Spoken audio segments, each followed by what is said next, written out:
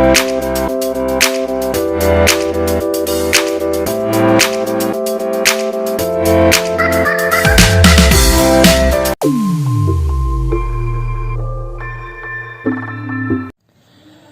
Friends, welcome to our Paras coaching channel. आज हम इस वीडियो में कॉस्ट वॉल्यूम प्रॉफिट एनालिसिस के नेक्स्ट टेक्निक बारे डिस्कस करेंगे। इससे पहले हमने इससे जो पहले टेक्निक्स हैं ऑलरेडी उसकी वीडियो अपलोड कर दी है। प्लीज़ इस वीडियो को देखने से पहले जो हमने पहला वीडियो अपलोड की है प्लीज़ उसको ज़रूर देखें। नेक्स्ट टेक्निक है profit volume ratio. Next technique है कॉस्ट वॉल्यूम प्रॉफिट की profit volume ratio. The profit volume ratio which also used called the contribution ratio या मार्जिनल रेशियो या expenses relation of contribution to sale can be express as under. ਵੀ ਜੇ profit volume ratio ਉਹਨੂੰ ਕੀ ਕਿਸ ਨਾਮ ਨਾਲ ਜਾਣਿਆ ਜਾਂਦਾ ਹੈ, ਉਹਨੂੰ ਆਪਾਂ ਆਲਸੋ ਕੰਟਰੀਬਿਊਸ਼ਨ ਰੇਸ਼ੀਓ ਵੀ ਕਹਿ ਸਕਦੇ ਹਾਂ, ਮਾਰਜਨ ਰੇਸ਼ੀਓ ਵੀ ਕਹਿ ਸਕਦੇ ਹਾਂ। ਐਕਸਪ੍ਰੈਸ ਉਹ ਕਿਸ ਵਿਚਕਾਰ ਰਿਲੇਸ਼ਨ ਸ਼ੋ ਕਰਦਾ ਹੈ, ਕੰਟਰੀਬਿਊਸ਼ਨ ਤੇ ਸੇਲ ਦੇ ਵਿਚਕਾਰ ਰਿਲੇਸ਼ਨਸ਼ਿਪ ਨੂੰ ਕੀ ਕਰਦਾ ਹੈ, ਸੋ ਮਤਲਬ ਜੇ ਕੰਟਰੀਬਿਊਸ਼ਨ ਤੇ ਸੇਲ ਹੈ ਉਹਦੇ ਵਿਚਕਾਰ ਰਿਲੇਸ਼ਨਸ਼ਿਪ ਨੂੰ ਕੀ ਕਰਦਾ ਹੈ, ਸ਼ੋ ਕਰਦਾ ਹੈ। ਪ੍ਰੋਫਿਟ ਵੋਲਿਊਮ ਰੇਸ਼ੀਓ ਦਾ ਫਾਰਮੂਲਾ ਕੀ ਹੈ, contribution over sales. Contribution over sales PV ratio ਹੁੰਦੀ ਹੈ ਪ੍ਰੋਫਿਟ ਵੋਲਿਊਮ ਰੇਸ਼ੀਓ। ਜਿਸ ਫਰਮ ਦੀ ਪ੍ਰੋਫਿਟ ਵੋਲਿਊਮ ਜ਼ਿਆਦਾ ਹੋਗੀ ਉਹ ਫਰਮ ਕੀ ਉਹਦੀ ਪਰਫਾਰਮੈਂਸ ਕੀ ਹੁੰਦੀ ਹੈ, ਬੈਟਰ ਹੁੰਦੀ ਹੈ। ਹੁਣ ਆਪਾਂ ਨੂੰ ਪਤਾ ਹੈ ਕੰਟਰੀਬਿਊਸ਼ਨ ਕਿਵੇਂ ਫਾਈਂਡ ਆਊਟ ਹੁੰਦਾ ਹੈ। Contribution sales minus variable cost. ਤੁਹਾਨੂੰ ਮੈਂ ਪਹਿਲਾਂ ਵੀ ਤੁਹਾਨੂੰ ਜੋ ਪਿਛਲੀ ਜੋ ਵੀਡੀਓ ਹੈ ਜੋ ਮੈਨੇ ਆਲਰੇਡੀ ਅਪਲੋਡ ਕੀਤੀ ਹੈ ਉਹ 'ਚ ਤੁਹਾਨੂੰ ਦੱਸਿਆ ਵੀ ਕੰਟਰੀਬਿਊਸ਼ਨ ਦੋ ਤਰੀਕਿਆਂ ਨਿਕਲਦਾ ਹੈ, ਸੇਲ ਮਾਈਨਸ ਵੇਰੀਏਬਲ ਕੋਸਟ ਜਾਂ ਫਿਕਸ ਕੋਸਟ ਪਲੱਸ ਪ੍ਰੋਫਿਟ। ਜੇ ਲੋਸ ਕੀਤਾ ਉਹ ਕੀ ਜੋ ਲੈਸ ਹੋਏ। ਕੰਟਰੀਬਿਊਸ਼ਨ ਕੀ ਨਿਕਲਦਾ ਹੈ, ਦੋ ਮੈਥਡ ਦੇ ਨਾਲ ਨਿਕਲਦਾ ਹੈ। ਇੱਕ ਸੇਲ ਮਾਈਨਸ ਵੇਰੀਏਬਲ ਕੋਸਟ ਹੁੰਦਾ ਹੈ ਜਾਂ ਕਿ ਫਿਕਸ ਕੋਸਟ ਪਲੱਸ ਪ੍ਰੋਫਿਟ। ਠੀਕ ਹੈ, ਜੇ ਉਹਨੂੰ ਚੰਗੀ ਤਰ੍ਹਾਂ ਤੁਸੀਂ ਪਤਾ ਕਰਨਾ ਵੀ ਕੰਟਰੀਬਿਊਸ਼ਨ ਕਿਵੇਂ ਫਾਈਂਡ ਆਊਟ ਹੁੰਦਾ ਹੈ ਤਾਂ ਪਲੀਜ਼ ਪਿਛਲੀ ਵੀਡੀਓ ਕੀ ਦੇਖ ਲਓ, ਜ਼ਰੂਰ ਦੇਖੋ। PV ratio is equal to sale minus variable cost बटे सेल। देखो फार्मूला तो वही याद करना तुसी, कंट्रीब्यूशन अपॉन सेल। कंट्रीब्यूशन का अपना वही होंगे भी जिन्हों पर सेल माइनस वेरिएबल कॉस्ट उन्हें उन्होंने की किया डिफाइन किया, मतलब इन्हों की करता उन्हें ओपन करता फार्मूले नूं पूरा। फिर आप कंट्रीब्यूशन जो होर की formula fix cost plus profit, उन्हें इतने fix cost plus profit upon की लिखता सेल लिखता। पर तुसीं की याद रखना है प्रॉफिट वॉल्यूम रेशियो जो कोई कंट्रीब्यूशन अपॉन की होंदा है सेल होंदा है, तो अपने को कंट्रीब्यूशन का फार्मूला ये होंदा सेल माइनस वेरिएबल कॉस्ट या कि होंदा फिक्स कॉस्ट प्लस प्रॉफिट, उन्होंने लैके चले। बस तुसीं मेन फार्मूला की याद रखना है, ये रखना है। एक नैक्सट फार्मूला तुसीं ये याद रखना है, profit volume ratio is equal to change in profit. जिन्ना अपने को तुहानूं 2 सालों का प्रॉफिट दिता होगा वो जो जिन 2 सालों का प्रॉफिट भी दिता वो 2 सालों की दी होगी सेल दी होगी, वो जो जिन्ना चेंज इन प्रॉफिट आया होगा 2 सालों का कंपैरिजन करके तो जिन्नी सेल च चेंज हुई उस भी आप हेल्प कर सकते हैं पीवी रेशियो के फाइंड आउट कर सकते हैं। भी पीवी रेशियो दो फार्मूले हो गए, कंट्रीब्यूशन अपॉन सेल तो change in profit upon change in sale. भी अपने को 2 ईयर्स टू की अपने को डाटा दिता जाऊगा जिन्हें आप कंपैरिजन करके कि चेंज इन प्रॉफिट तो चेंज इन की फाइंड आउट कर सकते हैं, सेल फाइंड आउट कर सकते हैं।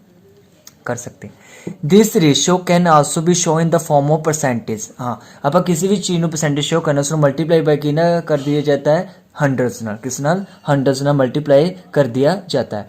This ratio can also be show in the form of percentage by multiply by hundreds. Thus, if selling price of product is 20 rupees and variable cost 50 per unit है तो आपने पता है भी जो कंट्रीब्यूशन अपॉन सेल होंदा है, contribution upon sale, contribution upon sale PV ratio formula होंदा है। हुण कंट्रीब्यूशन खोल लो, sale minus variable cost upon sale. Sale की नीति है 20 रुपीज़, वेरिएबल कॉस्ट कितने 50 रुपीज़, तो मतलब 5 रुपीज़ कंट्रीब्यूशन आ गई। अपॉन सेल कितनी थे 20, तो 5 अपॉन 20 गुना 100 कितना आ गया 25% आ गया। क्या आ गया 25% profit volume ratio. Profit volume ratio which establish the relationship between contribution sale. और थोड़ा स्टार्टिंग दसा भी एक रिलेशनशिप शो करता है कंट्रीब्यूशन तो सेल, क्योंकि फार्मूले भी आप यूज़ करते हैं कंट्रीब्यूशन अपॉन सेल। तो कहना vitals importance for studying the profitability operation of business. तो कहते इतने ज़्यादा भूमिका बन जाती है भी आप किसी भी बिजनेस की ऑपरेशन की प्रॉफिटेबिलिटी की करनी है, आप स्टडी करनी है तो पीवी रेशियो है जी अपनी हेल्प करो भी एक बिजनेस की प्रॉफिटेबिलिटी कितनी है। तो it reverse the fact on profit of change in the volume. कहते फैक्ट भी पै जाता जो अपने प्रॉफिट वॉल्यूम की होंगे चेंज होंगे है। इन द अबव एग्जाम्पल आपको दिता है कि दी एग्जाम्पल देखो, कहते फॉर एवरी 100 रुपये सेल ਕੰਟਰੀਬਿਊਸ਼ਨ 25 ਰੁਪੀਸ।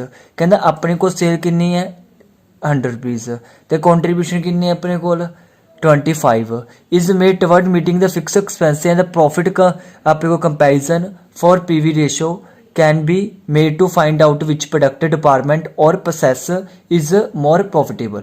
हुण अपने एग्जाम्पल दस्सिया भी एक तो अपने को सेल की है 100 रुपये है कॉन्ट्रीब्यूशन 25 रुपीज़ है। हुण अपने देखने भी ये नाल अपने फिक्स एक्सपेंस की होंगे हुण पूरा होंगे हुण एक तो then the profit comparison for PV ratio can be आपां की कर सकते हैं made to find out which product department या प्रोसैस इज मोर प्रॉफिटेबल। भी पीवी रेशो की मदद नाल आपां ये फाइंड आउट कर सकते भी किहड़ा प्रोडक्ट या किहड़ा डिपार्टमेंट या किहड़ा प्रोसैस ज़्यादा प्रॉफिटेबल है, क्योंकि पीवी रेशो आपां किसी चीज़ की एफिशिएंसी नूं की कर सकते हैं मैजर कर सकते हैं, उसकी प्रॉफिटेबिलिटी नूं की कर सकते हैं चैक कर सकते हैं भी जे प्रोडक्ट जिस प्रोडक्ट की पीवी रेशो ज़्यादा होगी वो प्रोडक्ट की होगा अपने को ज़्यादा मोर प्रॉफिटेबल। जे जिस डिपार्टमेंट की की है अपनी एफिशिएंसी ज़्यादा उसकी पीवी रेशो भी की होगी ज़्यादा होगी तो प्रोसैस आपां के पीवी रेशो इसलिए की जाती है मेड तैयार की जाती है किस चीज़ को फाइंड आउट करने लई प्रोडक्ट की प्रॉफिटेबिलिटी को फाइंड आउट करने लई या डिपार्टमेंट या प्रोसैस भी किहड़ा ज़्यादा अपना प्रॉफिटेबल है। हायर द पीवी रेशो जिन्नी ज़्यादा पीवी रेशो होगी profit volume ratio more will be the profit. जिन्नी higher the PV ratio the profit भी उन्ना की अपने को ज़्यादा एक्सैस होगा।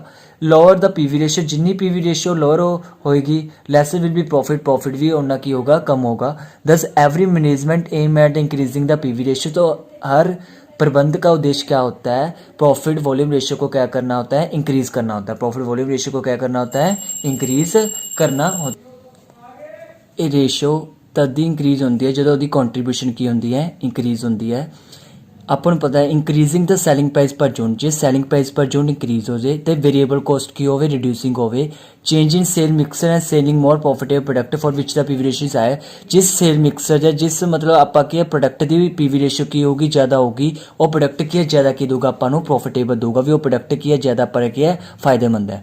मैं अपने पता है ना भी अपने पता है कॉन्ट्रीब्यूशन फाइंड आउट करना है सेल माइनस वेरिएबल कॉस्ट होंगी है। जे सेल वध होगी तो वेरिएबल कॉस्ट घट होगी फिर ही कॉन्ट्रीब्यूशन पॉजिटिव च आऊगा। वही चीज़ है वो कहता भी वही ਆਪਾਂ ਜਿਵੇਂ ਆਪਾਂ ਨੂਮੈਰੀਕਲ ਯੂਜ਼ ਕਰਨਾ ਉਹਨੂੰ ਹੀ ਐਕਸਪਲੇਨ ਕੀਤਾ ਹੈ ਵੀ ਇੰਕਰੀਜ਼ਿੰਗ ਦਾ ਸੈਲਿੰਗ ਪ੍ਰਾਈਸ ਹੋਣੀ ਚਾਹੀਦੀ ਹੈ ਤੇ ਵੇਰੀਏਬਲ ਕੋਸਟ ਕੀ ਹੋਣੀ ਚਾਹੀਦੀ ਹੈ ਰਿਡਿਊਸ ਹੋਣੀ ਚਾਹੀਦੀ ਹੈ ਫਿਰ ਹੀ ਕੰਟਰੀਬਿਊਸ਼ਨ ਕੀ ਚ ਆਊਗਾ ਪੋਜ਼ਿਟਿਵ ਚ ਆਊਗਾ। ਤੇ ਇਸ ਕਰਕੇ ਕਹਿੰਦਾ ਆਪਣੇ ਕੋਲ ਕੀਤਾ ਹੈ PV ratio is contribution upon sale. The concept of PV ratio is also useful to calculate the break even point. ਹੁਣ ਪ੍ਰੋਫਿਟ ਵੋਲਿਊਮ ਰੇਸ਼ੋ ਦੀ ਕਿੱਥੇ ਕਿੱਥੇ ਯੂਜ਼ਫੁਲ ਕੀਤੀ ਜਾਂਦੀ ਹੈ ਚਲੋ ਤੇ ਪ੍ਰੋਫਿਟੇਬਲ ਫਾਈਂਡ ਆਊਟ ਕਰਨ ਲਈ ਯੂਜ਼ ਕੀਤੀ ਜਾਂਦੀ ਵੀ ਕਿਹੜਾ ਪ੍ਰੋਡਕਟ ਪ੍ਰੋਫਿਟੇਬਲ ਜਾਂ ਕਿਹੜਾ ਡਿਪਾਰਟਮੈਂਟ ਜ਼ਿਆਦਾ ਕੀ ਪ੍ਰੋਫਿਟ ਦੇ ਰਿਹਾ ਹੈ ਉਹਦੀ ਐਫੀਸ਼ੀਐਂਸੀ ਮੈਜ਼ਰ ਕਰਨ ਲਈ। ਹੁਣ ਕਹਿੰਦੇ ਪੀਵੀ ਰੇਸ਼ੋ ਦੀ ਕੀ ਕਨਸੈਪਟ उत्थे भी यूज़फुल है वहाँ पर भी यूज़फुल है जहाँ के ब्रेक इवन पॉइंट के फाइंड आउट करना होता है। The profit is it given volume of cell.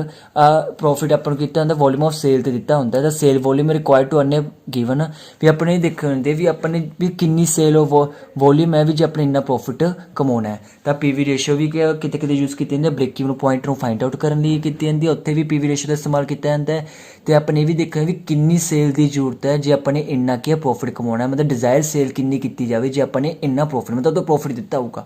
जब volume of sale require to maintain present profit जो आप प्रेजेंट प्रॉफिट की करना है मेनटेन करके रखना है तो आपको किन्नी वॉल्यूम ऑफ सेल की अपनी रखनी होगी वो आप एग्जाम्पल समझांगे थोड़ा उस तो बाद चलूगा। फिर if the selling price is reduce by specific percentage हम आपको फार्मूला दिता है PV ratio is contribution upon sale थोड़ा मैं थ्रेटिकल दस दिता सी कंट्रीब्यूशन एक्सप्लेन की कर सकते हैं अपने को देखो एक तो sale minus variable cost upon sale होंगे हम आप fix cost plus profit upon की लिख सकते हैं आप सेल लिख सकते हैं इनू आप डिजायर सेल का भी कट सकते हैं फार्मूला की कर सकते हैं आप डिजायर सेल उन्हें क्या ना भी अपने डिजायर सेल फाइंड आउट करो की फाइंड आउट करो डिजायर सेल फाइंड आउट करो तो इनू क्रॉस मल्टीप्लाई कर लो बस सेल उधर ले जाओ पीवी रेशो ने थले ले आओ बस जो डिजायर सेल का फार्मूला पहला देखो PV ratio contribution upon sale contribution खोल लो फिक्स कॉस्ट प्लस प्रॉफिट क्योंकि कंट्रीब्यूशन का फार्मूला कई भी होंगे fix cost plus profit upon sale. तो आप करा desired sale is equal to sale में इधर लैके तो अपने को फिक्स कॉस्ट प्लस प्रॉफिट तो उम्मीद होगा अपने को फिक्स कॉस्ट प्लस प्रॉफिट तो अपने को उम्मीद लिया उत्ते थले की आजू पीवी रेशो आजू थले की आजूगा पीवी रेशो की आजू प्रॉफिट वॉल्यूम रेशो आजू कि आजू प्रॉफिट वॉल्यूम रेशो जो अपने डिजायर सेल कटना है तो डिजायर सेल देखो अपने को थोड़ा मैं सारे दसदा भी डिजायर सेल का फार्मूला की होंगे है फाइंड आउट करने का। देखो डिजायर सेल का होंगे फार्मूला फाइंड आउट अपने को पीवी रेशो का फार्मूला होंगे है contribution upon sale, contribution upon sale ਹੁੰਦਾ ਹੈ। ਆਪਾਂ contribution ਨੂੰ ਹੋਰ ਕੀ ਲਿਖ ਸਕਦੇ ਹਾਂ, fix cost plus profit upon sale लिख सकते ना पे। हुण अपने को उन्होंने कहता भी डिज़ायर सेल फाइंड आउट करो, की फाइंड आउट करो डिज़ायर सेल, तो आप की लिखांगे desire sale is equal to मतलब जी सेल है इन्हें इधर लै जाओ तो पीवी रेशियो नीचे लै जाओ, फार्मूला वही रहूगा अपने को, कुछ नहीं चेंज होंदा।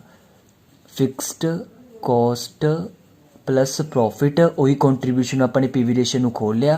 पर जिन्हों पीवी रेशियो याद हो फार्मूला याद रखूगा हमेशा, जिन्हों पीवी रेशियो का फार्मूला याद रहूगा, फार्मूला वो कदे भूलता नहीं।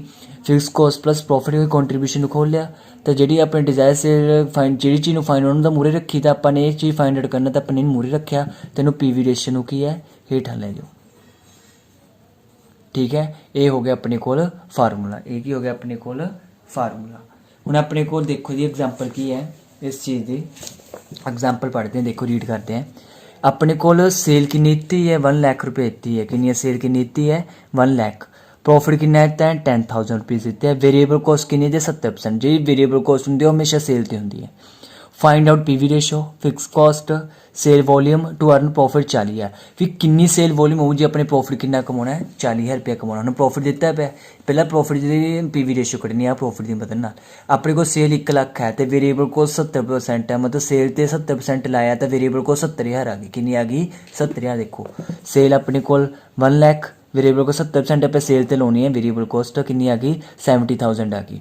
हुण पीवी रेशियो फार्मूला ला दो, कॉन्ट्रीब्यूशन अपॉन सेल, कॉन्ट्रीब्यूशन किवें खोल सकते सेल माइनस वेरिएबल कॉस्ट, क्योंकि अपने को पता है पीवी रेशियो परसेंटेज कटना है, तो अपने को फार्मूला यही होंगे कॉन्ट्रीब्यूशन अपॉन सेल गुणा 100। ठीक है, ये फार्मूला होता है। हुण मैंने कॉन्ट्रीब्यूशन खोल लिया, की खोलिया sale minus variable cost upon sale गुना 100।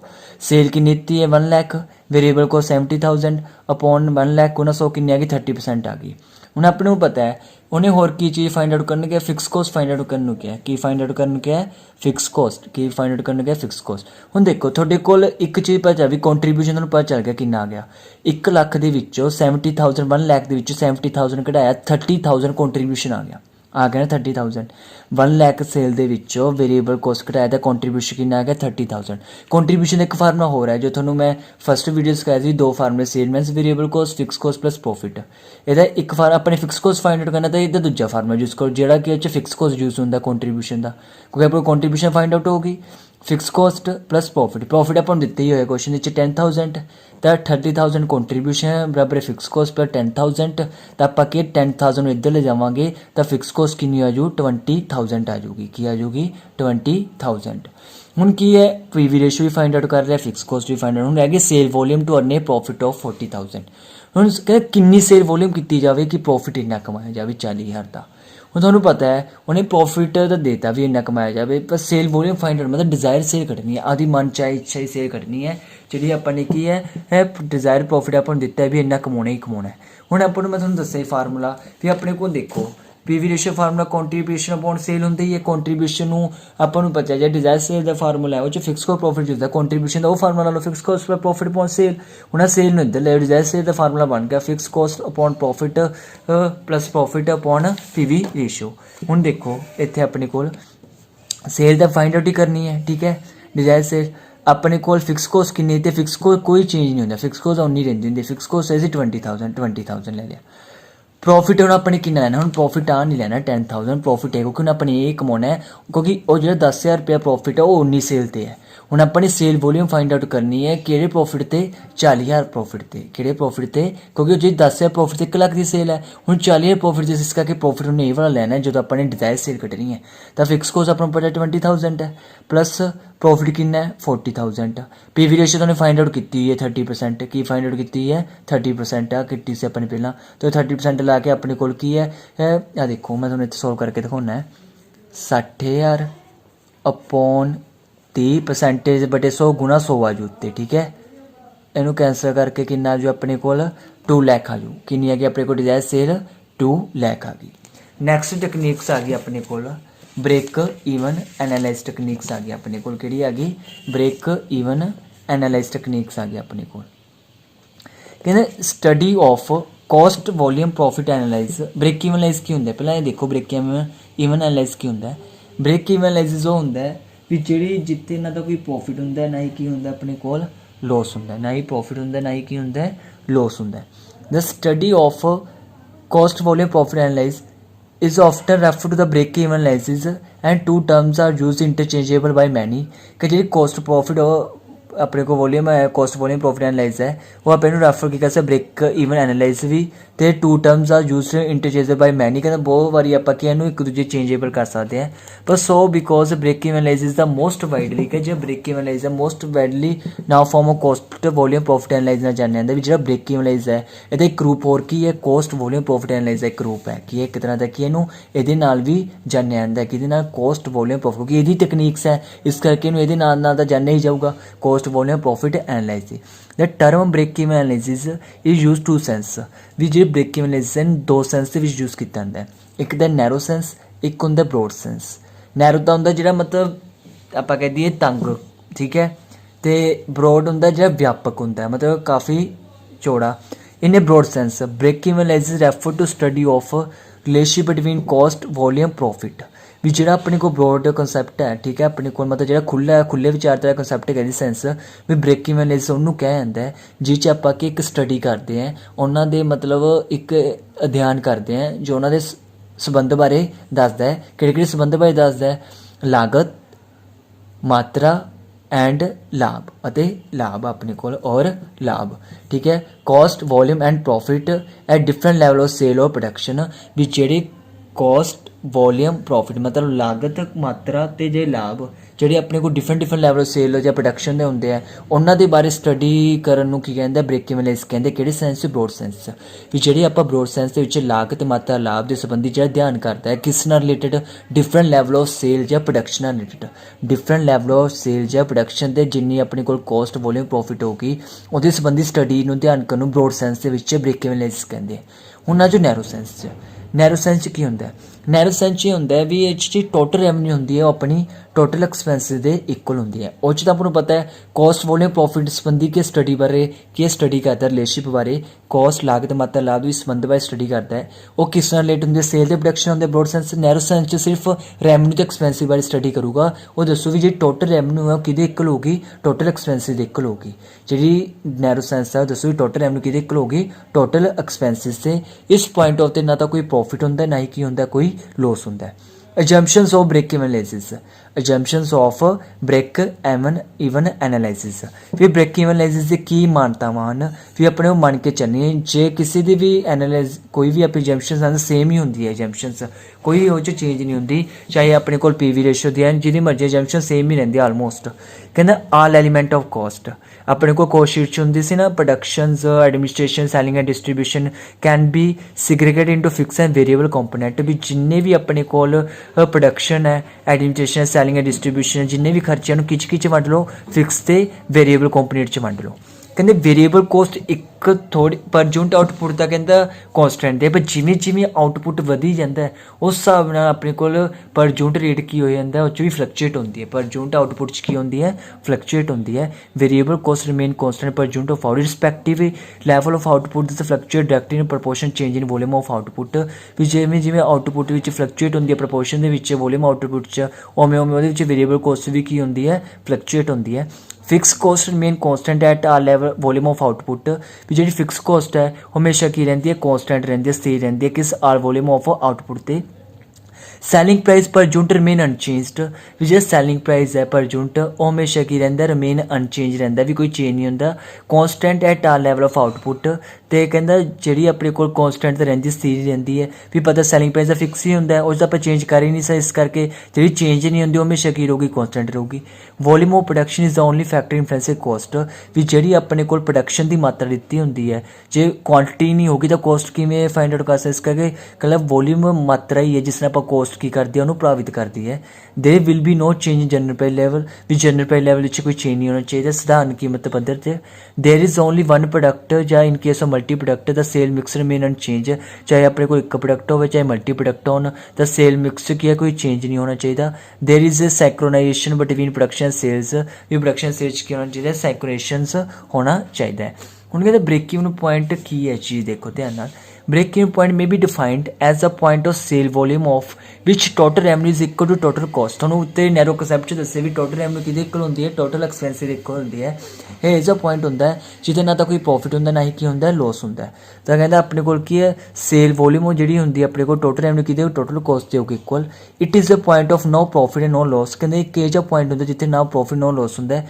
ਇਹ business is set to break even when its total sale are equal to total cost. ਅੱਛੀ ਗੱਲ ਹੈ ਵੀ ਬ੍ਰੇਕ ਈਵਨ ਤਾਂ ਉੱਥੇ ਹੁੰਦੀ ਜੇ ਟੋਟਲ ਰੈਵਨਿਊ ਟੋਟਲ ਕੋਸਟ ਹੈ, ਜਿੱਥੇ ਮਤਲਬ ਟੋਟਲ ਸੇਲ ਕਿਹਦੀ ਇਕੁਅਲ ਹੋਊਗੀ ਟੋਟਲ ਕੋਸਟ ਦੇ ਇਕੁਅਲ ਹੋਊਗੀ। ਤਾਂ break even point refer to level of output which evenly breaks the cost and revenue has the name at this point contribution sale minus margin cost equal the fix cost hence this point is called critical point equilibrium. ਇਹਨੂੰ sale minus margin cost ਕਿਹਦੀ equal ਹੋਊਗੀ fix cost ਦੀ equal ਹੋਊਗੀ। ਤਾਂ ਇਹਨੂੰ ਕਿਹੜਾ point ਕਹਿੰਦੇ critical point ਵੀ ਕਹਿੰਦੇ, ਇਕੁਇਲਿਬ੍ਰੀਅਮ ਪੁਆਇੰਟ ਵੀ ਕਹਿੰਦੇ, ਬੈਲੈਂਸ ਪੁਆਇੰਟ ਵੀ ਕਹਿੰਦੇ ਆ ਅਤੇ ਨੋ ਪ੍ਰੋਫਿਟ ਨੋ ਲੋਸ ਵੀ ਕਹਿ ਦਿੰਦੇ ਆ।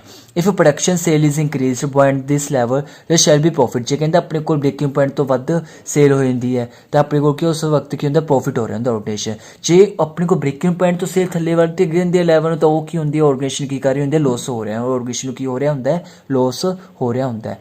ਸੇਲ ਰੈਵਨਿਊ ਬ੍ਰੇਕਿੰਗ ਪੁਆਇੰਟ ਕੀ ਹੁੰਦਾ fix cost plus variable cost. ਮੈਂ ਤੁਹਾਨੂੰ ਦੱਸ ਦਿੰਦਾ ਬ੍ਰੇਕਿੰਗ ਪੁਆਇੰਟ ਨੂੰ ਫਾਈਂਡ ਆਊਟ ਕਰਨ ਦਾ ਕੀ ਫਾਰਮੂਲਾ ਹੁੰਦਾ ਹੈ। ਦੇਖੋ ਇੱਧਰ ਆਪਣੇ ਕੋਲ ਬ੍ਰੇਕਿੰਗ ਪੁਆਇੰਟ ਨੂੰ ਫਾਈਂਡ ਆਊਟ ਕਰਨ ਦਾ ਕੀ ਫਾਰਮੂਲਾ ਹੁੰਦਾ ਆਪਣੇ ਕੋਲ।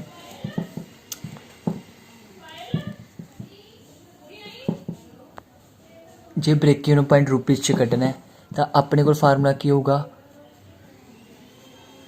Fix cost upon PV ratio, fix cost upon PV ratio.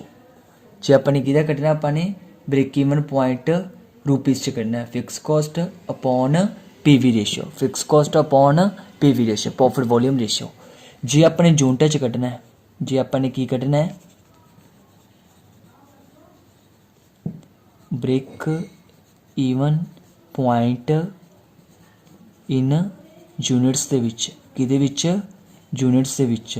ਤਾਂ ਆਪਣੇ ਕੋਲ ਕਿਉਂ ਫਿਕਸ ਕੋਸਟ ਉਵੇਂ ਰਹੂਗੀ ਉੱਪਰ, ਫਿਕਸ ਕੋਸਟ ਕੀ ਹੈ ਉਹ ਕੋਈ ਚੇਂਜ ਨਹੀਂ ਹੁੰਦੀ, ਥੱਲੇ ਕੰਟਰੀਬਿਊਸ਼ਨ ਪਰ ਯੂਨਿਟ ਆ ਜਾਊਗਾ। ਯਾਦ ਰੱਖਿਓ ਇਕੱਲਾ ਕੰਟਰੀਬਿਊਸ਼ਨ ਨਹੀਂ, contribution per unit, contribution per unit.